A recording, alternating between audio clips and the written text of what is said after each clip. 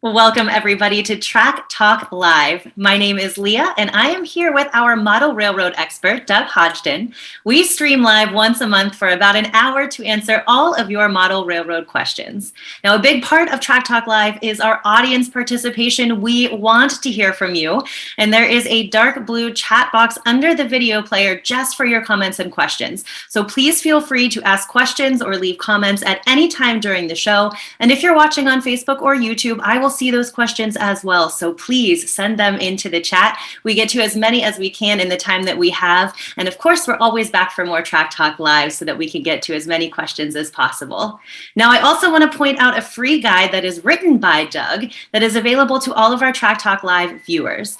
Click the link in the description and you'll be able to download that guide. It is called 6 Glues That All Model Railroaders Should Have on Hand. The guide covers some of the various types of adhesives that are popular in the model railroad industry. And again, you can click on your own free guide into the link in the description. Now, today, Doug is going to share some model railroad maintenance hacks. But first, Doug, for viewers that are new to the show, I would love you to start by telling us about yourself and your own model railroad. Hi, and welcome.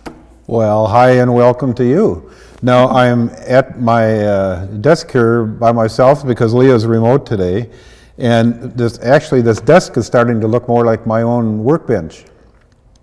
Got a lot of stuffs on here, and so I was born interested in trains, and one thing led to another, and I've been in the model railroad business my entire life, and I'm kind of sort of retired now, but I do a lot of train chasing to sites all over the country, and I just love looking at real trains and talking real trains, and you could say I have trains in my blood.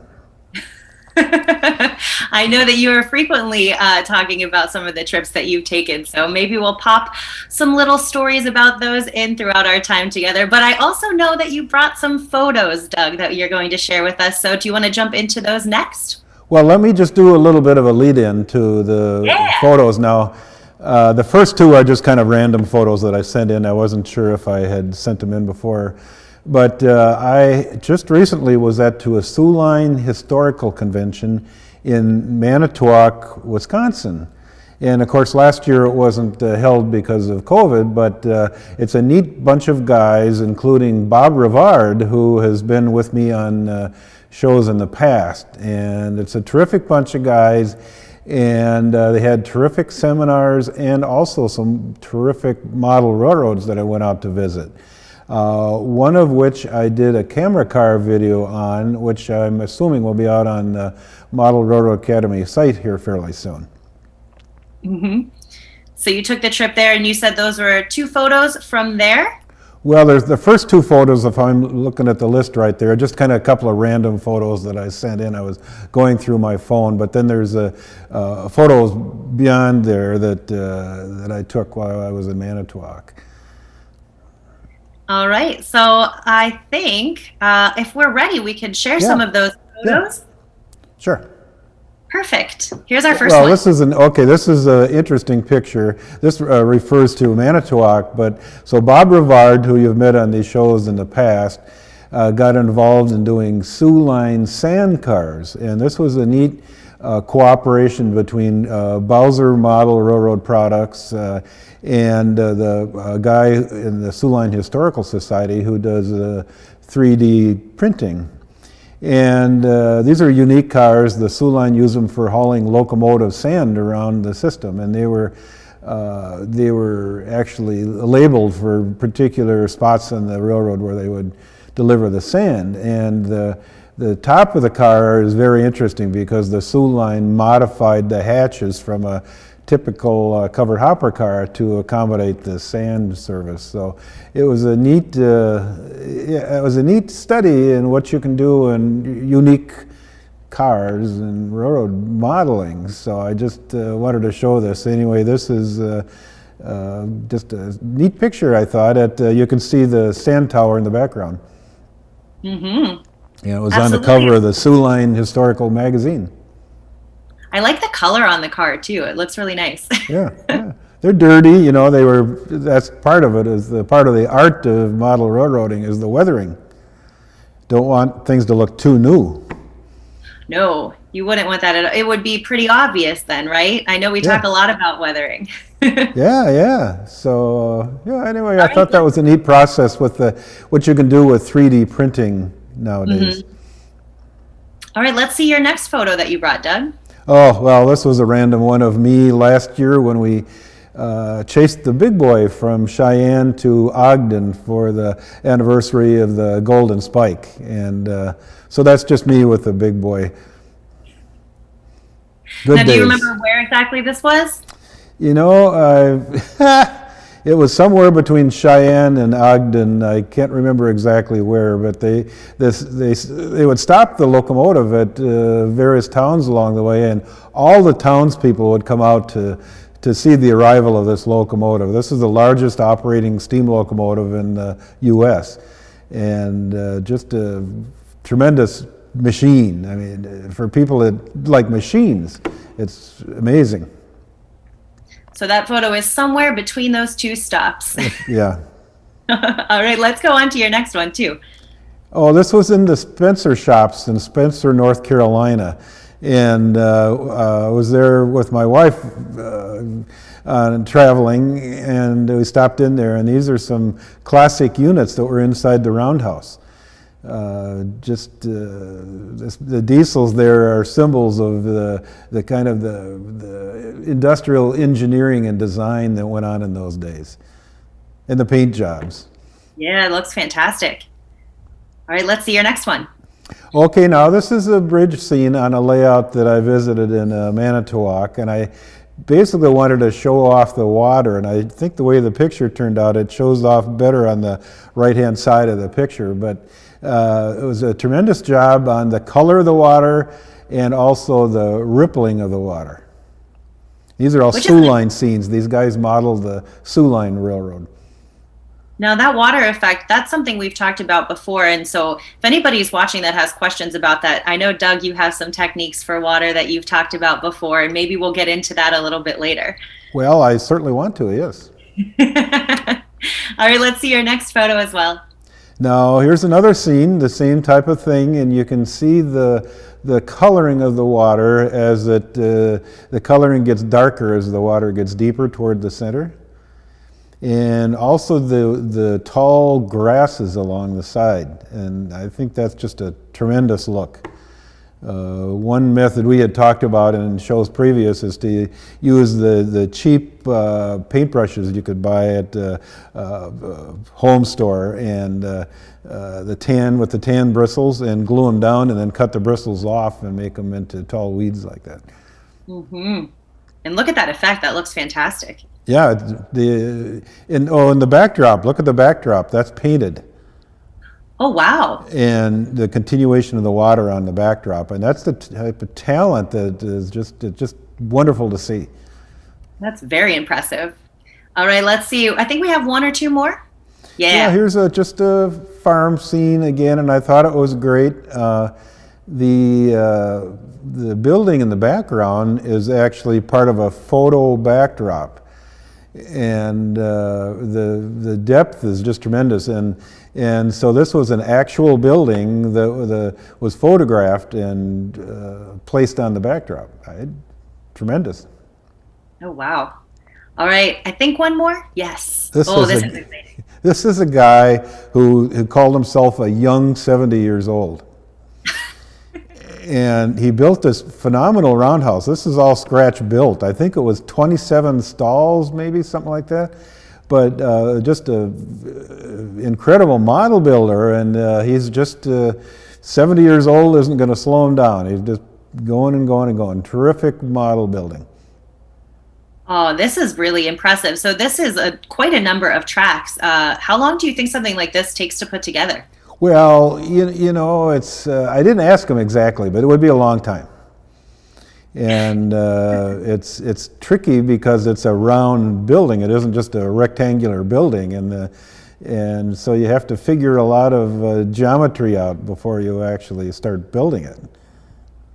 A real measure maybe 3 times and cut once. Well, yeah, I mean, Everything works off the center of the turntable, of course, and all those tracks there have to line up with the turntable, which is the center position of the turntable is very important. Oh, this is really impressive. All right, are we at the end of our photos, or did you bring one more? Let me see, was there one more after this one? I think this might be. Nope, we're back to our faces. All right. Well, I think that we're going to hop into some clips next. But before we get into those clips, I wanted to point out again for anybody that is just joining us and you weren't here at the top of the hour, we're collecting some fantastic questions in our chat box already for Doug to answer later on.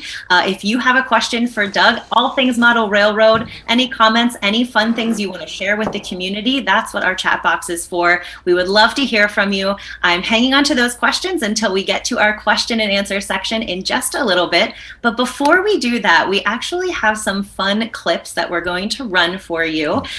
We are going to discuss our model railroad maintenance hacks in just a little bit. But before we do that, we have our Model Railroad Academy premium videos to share with you. And Doug is going to answer some questions along the way and comment on the clips as well. And then after we're done, Doug, of course, has his own model railroad maintenance hacks to be sharing with you. So we're going to start in on these clips. Again, these are from our premium membership, and we're going to show a few of those to you here.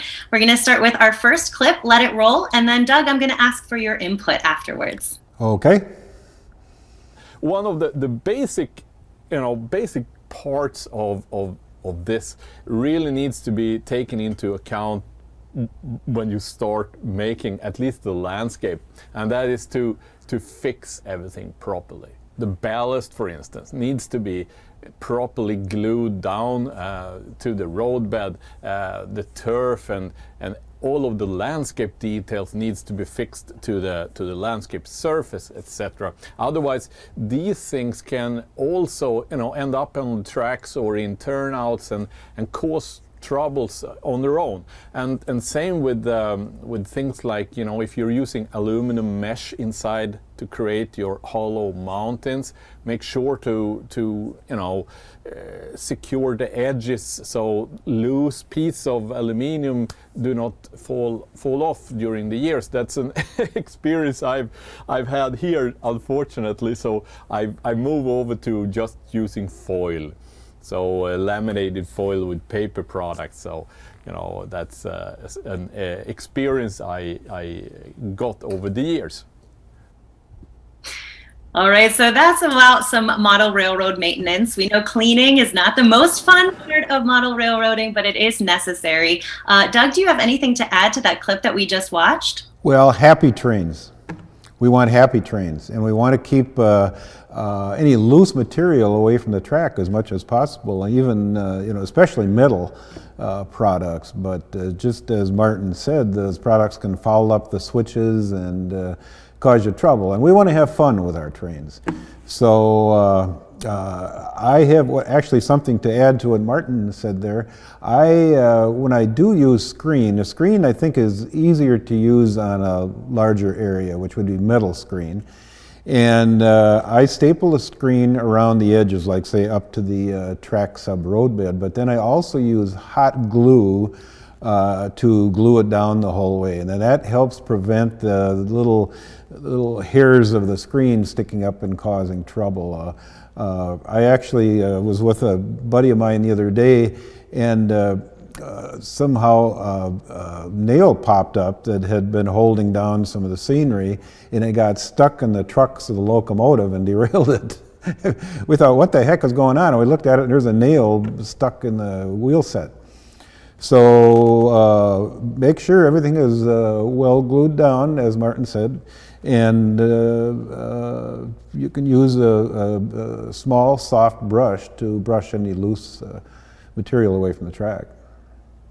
All right, and again, if you have questions on any of these clips, drop them into the chat box and we'll get to them when we're done working our way through. We've got our next clip, and it's a tip about selecting a room for your model railroad. Before we roll that, Doug, how did you decide where to build your model railroad? Well, partly it's the space available, of course. You have to make sure your wife is happy with it. but anyway, you want to have a clean room. You're adding to your troubles if you have a dirty room. And so you want to make sure your room is clean and temperature controlled and I would say dust controlled and humidity controlled, so that your layout doesn't cause you problems later. I've seen model railroads in basements with open joists above, and that's just a big dust cloud coming down from up above. And so finished ceiling, and then while you're doing it, you should think about what your finished lighting should be. It's a lot easier to do the layout lighting before you got the scenery in there than after. So that's all things to consider. I think I was going to one other thing, but backdrops. I was going to say backdrops are something too that would be good to get figured out before you do your final layout. So all of those things are important to have a happy railroad. Well, let's see what tips are in our next clip.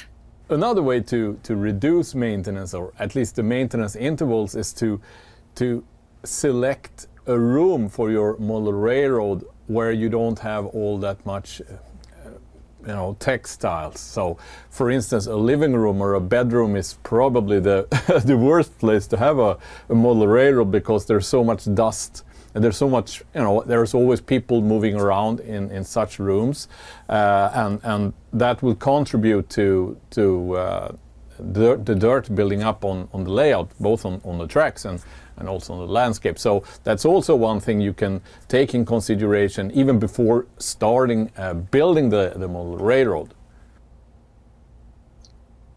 All right, Doug, now I have to ask you, after hearing that, what if one of our viewers only has space for a model railroad in a high traffic room that has textiles, like a bedroom or a living room? So how would you troubleshoot something like that? Well, you do have to deal with it. I mean, you can buy these portable air cleaners from home stores.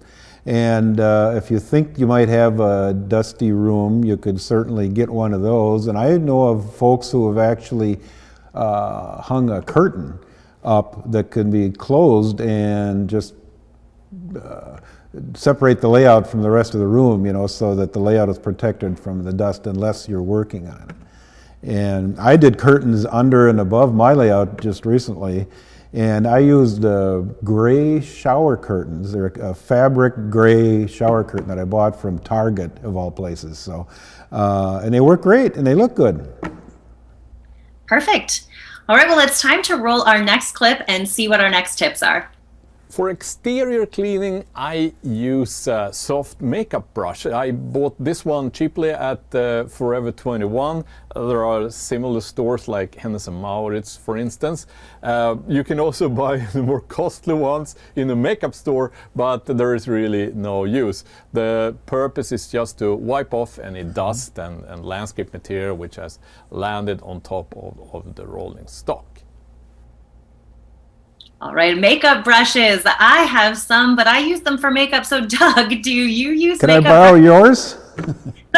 Well, maybe if I have an extra unused one that's very clean. No, I actually have makeup brushes, but I also have small brushes you can buy from an art store like Michael's, because depending on what scale model railroading you're in, what size equipment you're working with, you may want a different size brushes.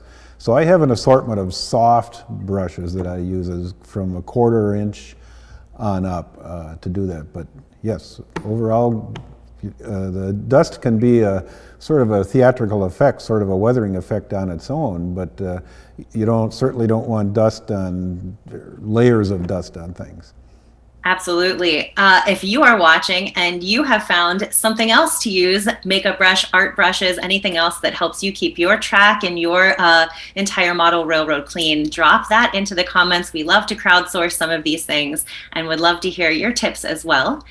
We've got a few more clips to get to, and our next tip looks like it has to do with keeping the track clean. So let's take a look. But how about this track cleaning? Well, when I'm meeting people in seminars or workshop, the more common question I get is, how do you manage your track cleaning? What do you use for cleaning the tracks? And this seems to be, everyone's headache. And my answer to that is, run your trains more often, because if you do, you should typically not have a problem with dirty tracks. So a recommendation is to run the trains at least a few times per week.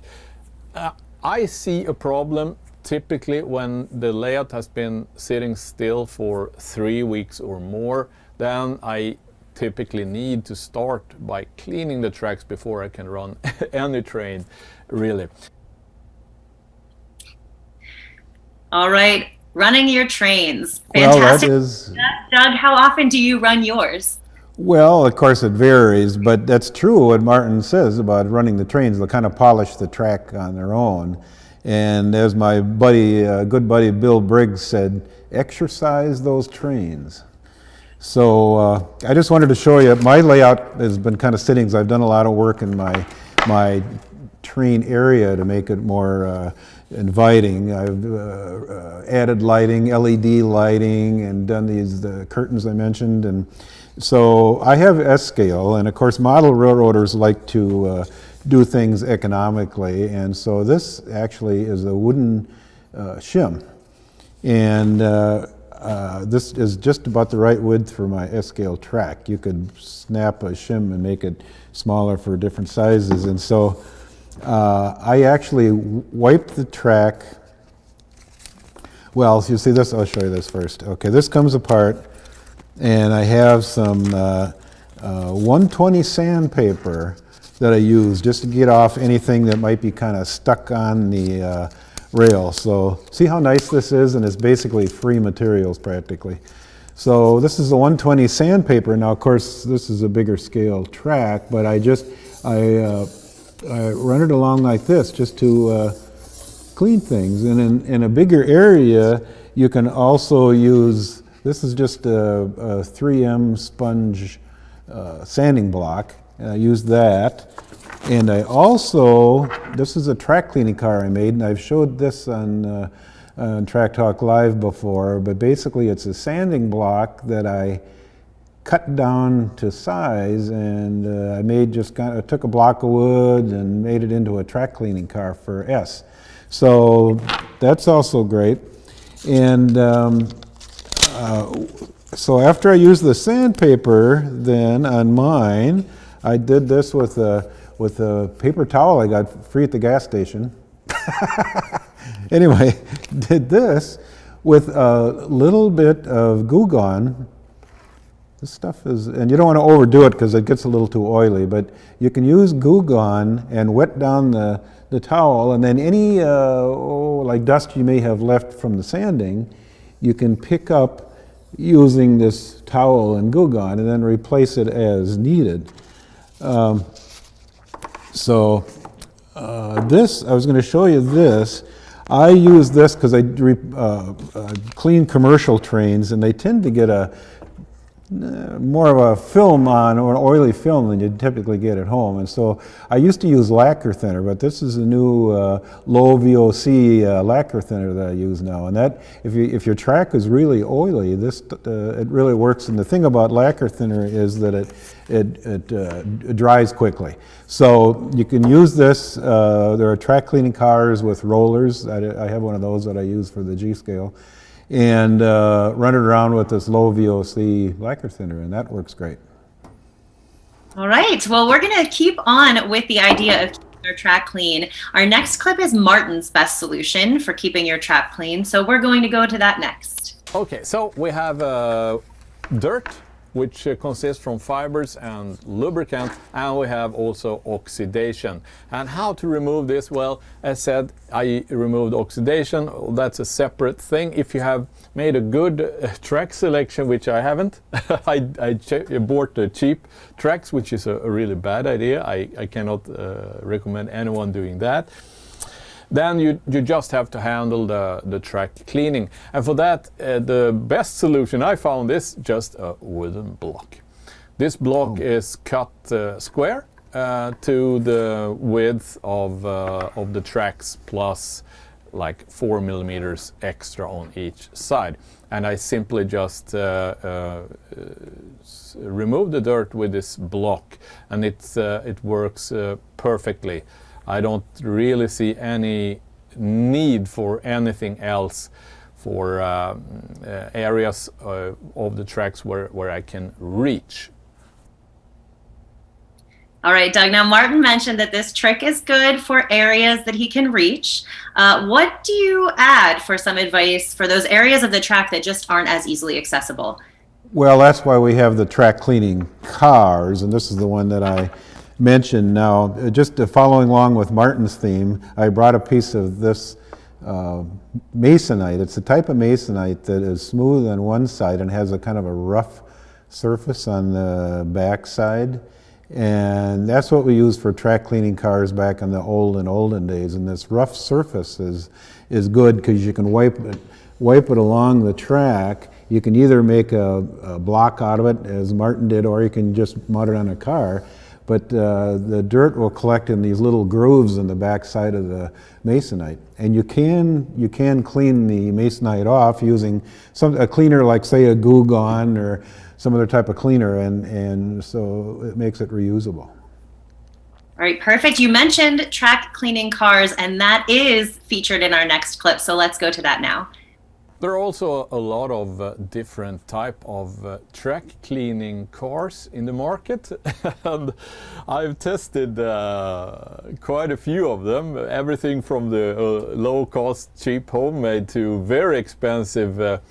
We have this same manufacturer that does this cleaning track for the wheels, does this beautiful train with a vacuum cleaner and a rotating sanding block or polisher. And yeah, I would say that I've done actually kind of some scientific testing on this. I've had a number of dirt spots which I've identified positive as being dirt stops, and then I run track cleaning cars of every kind I've been able to get hold of over these dirt spots, and after 10 passes the dirt stop is still there. So I would say like this, that track cleaning cars will not clean your tracks. That's not what they will do. They will maintain the clean track. So, if you have the possibility to have track cleaning cars running with trains and that works fine for you, then that's definitely a way to go.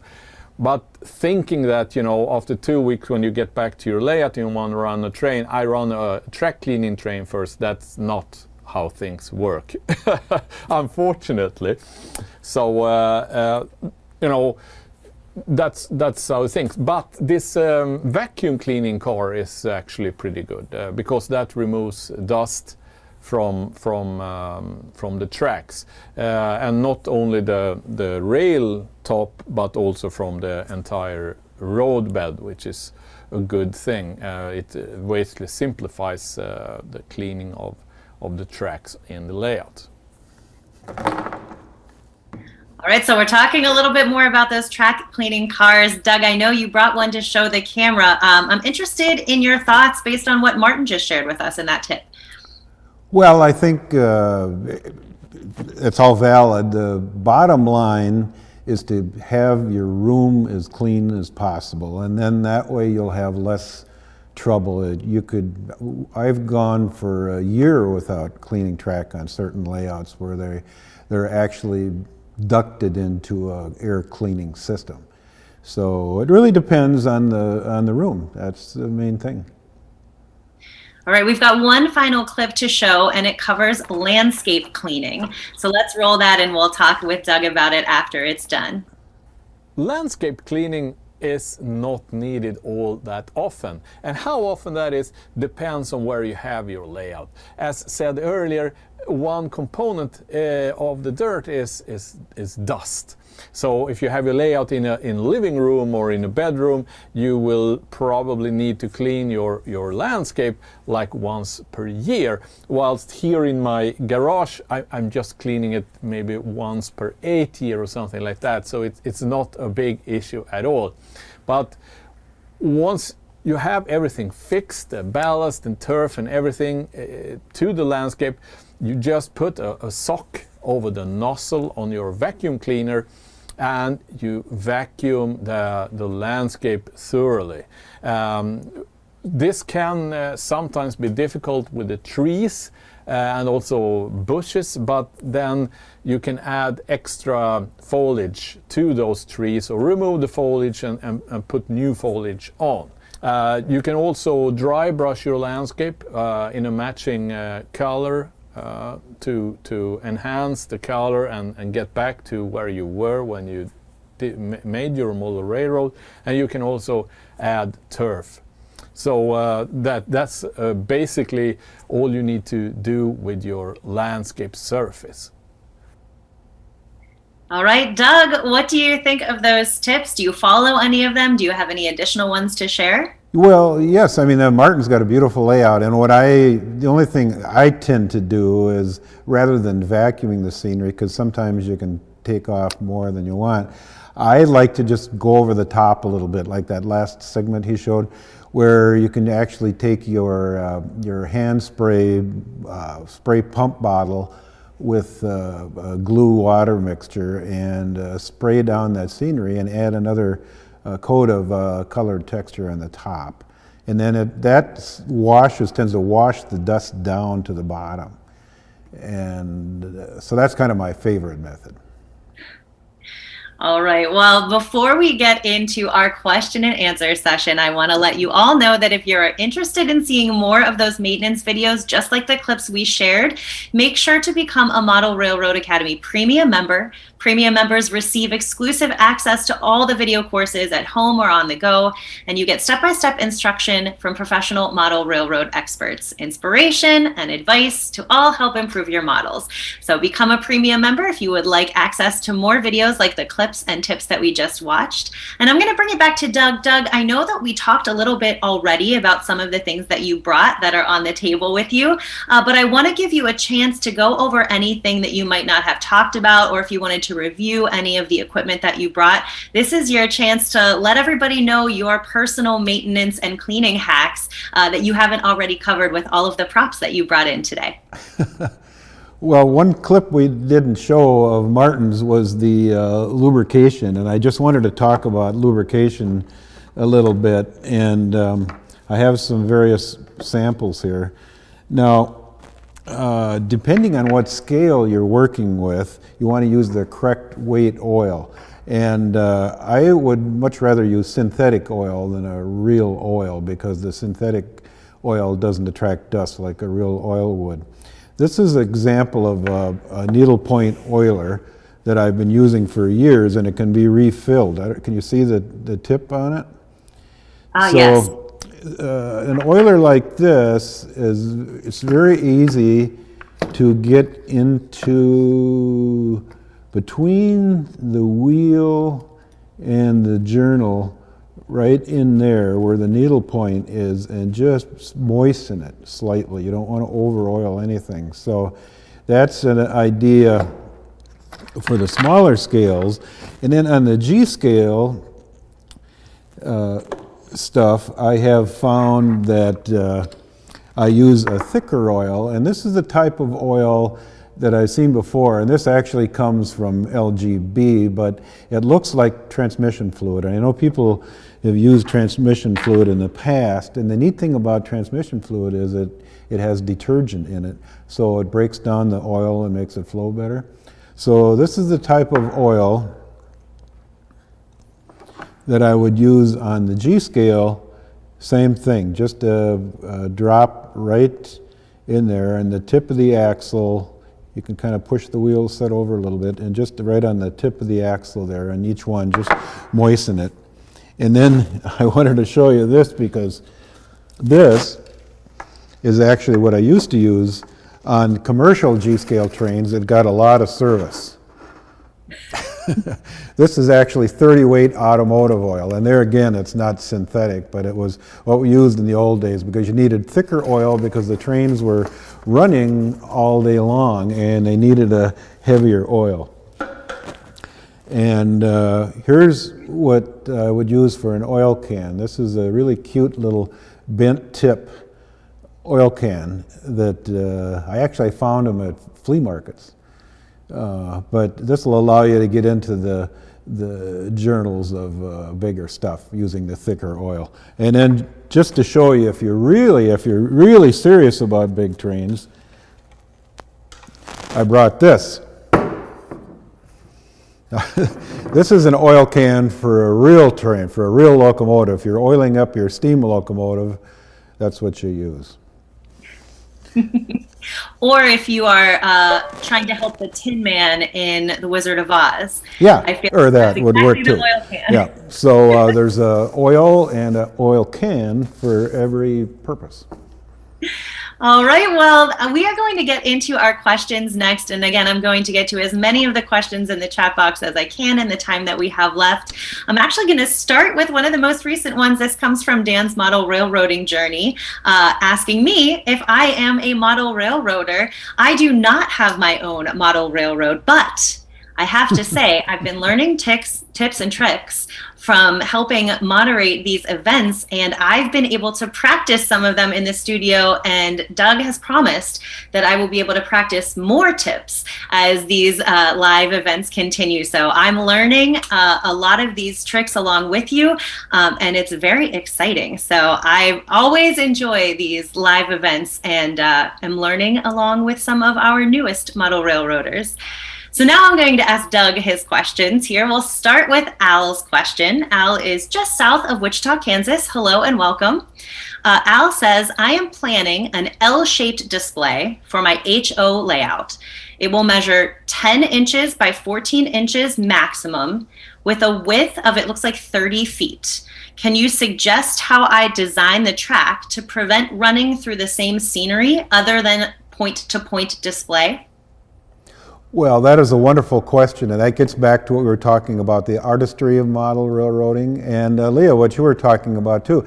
You know, it's not just trains, it's all about color and artistry and forced perspective and all those things, the theatrics that makes model railroading believable and more fun, where you can transport yourself back 100 years to some place that you liked. And so the theatrics are real important, and in his case, in Al's case there, I would say that's what scene breaks are for. You can introduce backdrops, you can introduce all sorts of other things, two-sided buildings and all of that, just using your artistic talent. And there's a lot of ways of separating scenes that may be very close together.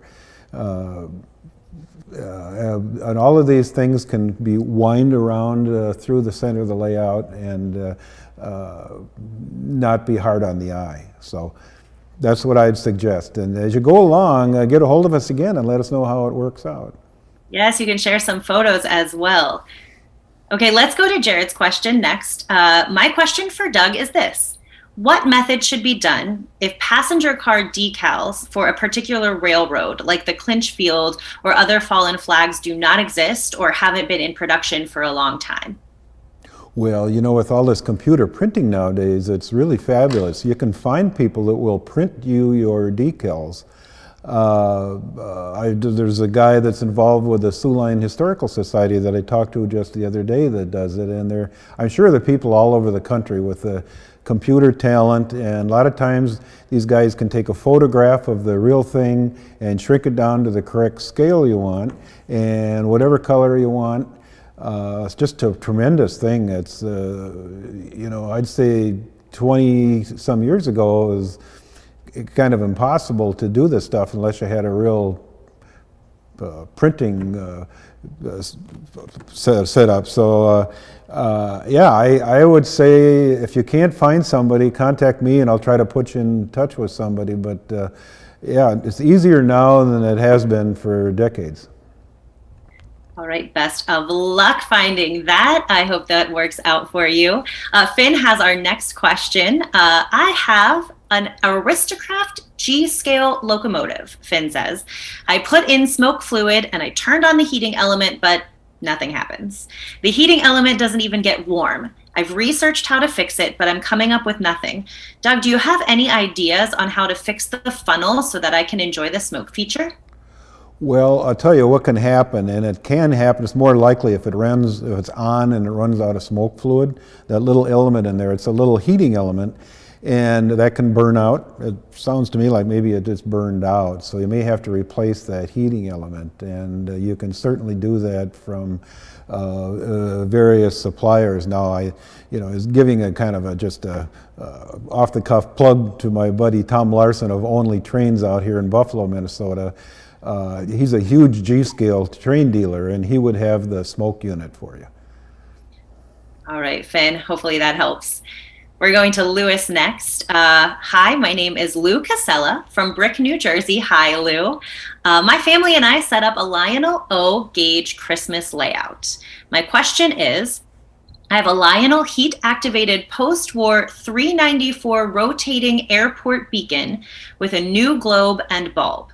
What is the secret in getting the top to rotate as it should from the heat of the bulb? The fins are in good shape and the unit is connected to the accessory side of the transformer. Doug, what do you think? Well, I mean, it should work. I mean, it basically just worked on the heat rising from the light bulb, and there was kind of a little needlepoint finial up there that the beacon rested on, and it should just kind of balance on there loosely. So if you have enough heat, make sure that those little fins on the top are clear, and the heat should move it. I mean, it's pretty simple. I don't know what else to tell you other than that. I suppose you could motorize it if you can't get it to work. Okay, well, hopefully that will start spinning there for you. Oh, we have our next question comes in from Jackson. Hi, my name is Jackson, and I am 13 years old. I have about 18 trains, but no layout. I would like to know if you have any ideas to make a layout because my parents do not want a large permanent layout in my room. This is a great question. Doug, what do you think Jackson could do to get started? Hey, Jackson, we like to hear about people like you. Every young person, including myself, that's interested in trains starts that way. And my parents put up with me with trains all over the place when I was a kid, and there's a lot of different ways you can do. You can make dioramas or modules or a switching module, and maybe you can put it away, cover it up so it doesn't get dusty, put it away under your bed as an example. And then it can grow, it could possibly grow into a bigger layout later on. I took up a big room in my parents' basement and when I was a kid, and I started out in one corner and it kind of grew and grew and grew, and and so you never know what's going to happen, but I know the feeling, and I would say just start small and just see what happens. Just go from there. You can practice your wiring and track work and scenery techniques on a small area. Negotiate that one corner first and then grow out from there. All right, let's move back to maintenance here. John has a question about just general maintenance. Doug, what do you think about outside track for garden trains? Well, I think what's happening nowadays, there again, technology is just amazing. So battery-operated trains are getting to be the way to go for outside trains. We visited in fact, this was a couple of days ago. I was out to visit a nice Sioux line outdoor layout near Big Lake, Minnesota, and I took a camera car video of it, and that should be showing up on the MRA website real soon. And it's remote control battery. So this guy has a hill going down towards his lake, really neat, and kind of an elevated patio area, seating area above the train. So you can sit there with your radio control throttle and run your trains, and it's tremendous. And unless you hit a big boulder or something on the track doesn't matter if the track gets dirty because you're running battery and there's no power in the track. All right. Well, hopefully anybody out there with the outdoor trains, that would be helpful for you. Before we get into our next set of questions, first of all, a reminder, the last bit of our live events always seems to fly by. So if you are sitting on a question and you haven't asked it yet, drop that into the chat box now. We'll get to as many questions as we can before we have to say farewell. But I also want to draw your attention to the chat box where our technical team has dropped a link to the free model railroad guide that I mentioned at the very top of the hour. It's 6 glues all model railroaders should have on hand, and it's available for you to download. That link you can find in the chat box now. Our team did a fantastic job dropping that in there for you. So if you haven't clicked on it already, now is your chance to go ahead and click on that and get your hands on that good information. All right, I'm going to jump into Orville's question to keep us rolling towards the end of our hour here today. So Orville says, I am 65 years young and I am into N-scale trains and I have a layout that I'm working on. Do you have any suggestions on where I can purchase N-scale vehicles for my layout and where I can purchase building structures? Doug, what do you think? Well, I'll tell you what's really neat right now is there are a lot of things like that you can purchase online that aren't necessarily connected with trains. Shapeways, the big 3D printer, is a perfect example. They will take print files from folks who want to build various things and then make them available to the public. So I have bought things for my S-scale from Shapeways. And Shapeways has a great website. You can go there and look, and all you'd have to do is put in N-scale vehicles or 1:160 scale vehicles and see what you can come up with. I'm sure there's a lot of stuff up there. Again, the 3D printing is just amazing. They can, once you make a vehicle, you can make it any scale and sell it. So that's what's happening. The 3D printing is really coming around. Okay, we're moving to one of our viewers on YouTube next. In regards to track cleaning, this viewer thinks it would be good to call out the topic of dielectric constant or insulated residue, which greatly impacts and varies from different products. So Doug, any thoughts on any of that? Well, I think that's really, there's a lot to it. I mean, I'm not a chemist, but anyway, the smaller you get with trains, the more they're affected by that kind of stuff. And so the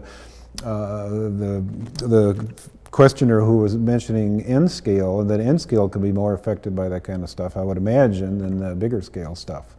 Now, the questioner, maybe he would like to send in some information on that, the chemistry of all that, and we'd talk about it. All right, definitely do that. We would love to chat more. We're going to a specific brand question next. Glenn wants to know if you have any thoughts on no-ox.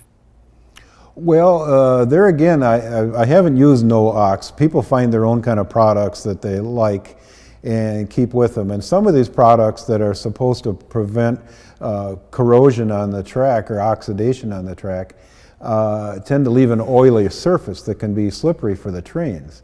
So that's why my personal opinion would be, and of course I think the last show, Leah and I talked about this, certain things you can get into fistfights over, but in my case I like to keep the real drive for traction. And certain products, if they're oily, like I know people, for a long time people used electric razor oil. Well, to me, that's just an oily surface that attracts more dirt. And so my personal opinion would be just to keep the track clean, and you can use a glue gun material, which is oily, but then wipe it completely off when you're done. And then if you have a really oily surface, you can use the low VOC lacquer thinner. Okay, I'm going to give everyone a last call for questions. We have reached about the end of our time together, and if I see any drop in, I will ask them to Doug. But first, Doug, I would love for you to let us go with any final thoughts that you have about the equipment that you brought, that you showed us today, any cleaning, maintenance hacks that you want to revisit and remind people about before we will ask our final questions and say farewell for today. Well, I just wanted to give a quick plug to a friend of mine who just came out with this book. The Minneapolis, Northfield, and Southern Railroad has been I've actually lived within a block and a half of it my entire life. And it was a very interesting railroad that used Baldwin diesels and short line. And that's why I, to this day, like short line railroads. I would ride on this railroad as a kid because I had neighbors who worked for the railroad. So the Minneapolis, Northfield, and Southern by Aaron Isaacs, and it's published by Morning Sun Books. I just wanted to give him a shout out because it's got some great photos in it. Okay, we're gonna do one quick follow-up for Jackson. This is our small space design here. So Jackson does not have access to a basement and is dealing with a bunk bed situation. So I know you mentioned dioramas, starting something small. Would you just go into a little more detail about how you could keep something small and portable if you're starting out with a small space like that? Well, you know, that's kind of neat what people would do in the old days. You could come up with, like, say, sort of a dresser arrangement that's on a shelf where you could flip the shelf back and open it up and have a model railroad inside. Like the old, didn't they call them secretaries? The old, like a roll top type desk with the lid that would flop down. Mm-hmm. That type of thing where you could actually, could maybe be a piece of furniture and then you could close it up when you're not using it. That might be something. Or even with a bunk bed, you've got the floor space underneath it. So, or maybe your parents could give you a space in another room too. Yeah, or maybe even some of those things that have rollers on them, like pallets or something like that, you could roll under and pull it out. Anybody in the community that maybe has tackled this problem as well, feel free to drop some comments in. I know the perfect crowdsourcing question. Yeah, it is so neat. I mean, I love to see these young people getting into this stuff, and the young people like the technology and all that, and there's so much you can do with model railroads. You find your own niche and go for it, and the best way is to start small and experiment and expand, and you know, eventually you'll have your own house, Jackson, and then you can build a model railroad as big as you like. All right, I'm going to throw one final question at you, Doug, before it will be time to say farewell. Do you have anything that you know that we should be looking forward to? Because we will be seeing people again for another Track Talk Live before we know it. What do you have cooking down the line, or are you going to keep it a little bit secret? Well, I have some more things I want to talk about that we didn't get to today. What I did at home is I did a decoder installation in a steam locomotive that I just got. This particular one is a Tsunami 2. And I wanted to talk about that and show just how the installation worked. I used an iPhone 6 speaker, which amazingly, well, isn't really a speaker, it's a transducer, but it's got amazing sound. You know, on an iPhone you can play music on the thing. So these speakers have really good sound. And so I wanted to talk about it because there's so many different functions. It's just amazing. I brought a chart of all of the sound effects that you can alter for your particular situation. I mean, it's just crazy. So technology again, and we want to get into looking at more of Martin's videos and talking about it. And when Leah gets here in person, we're going to put her to work doing some scenery stuff. I knew I was going to get some projects. All right, well, that seems to bring us to the very end of our time together. I have to say thank you to Doug, and I have to say thank you to all of you who joined us today. There has been wonderful tips dropping into the chat box, even right now, on some of the questions that some of you asked. Our community is fantastic, and as always, we value all of your questions and all of your comments, and we can't wait to see you again. Of course, we will be back with more Track Talk Live, so keep an eye out for the next time that we'll be seeing you. It will be Doug, it will be myself, and maybe a fun project. So stay tuned, and until then, happy modeling.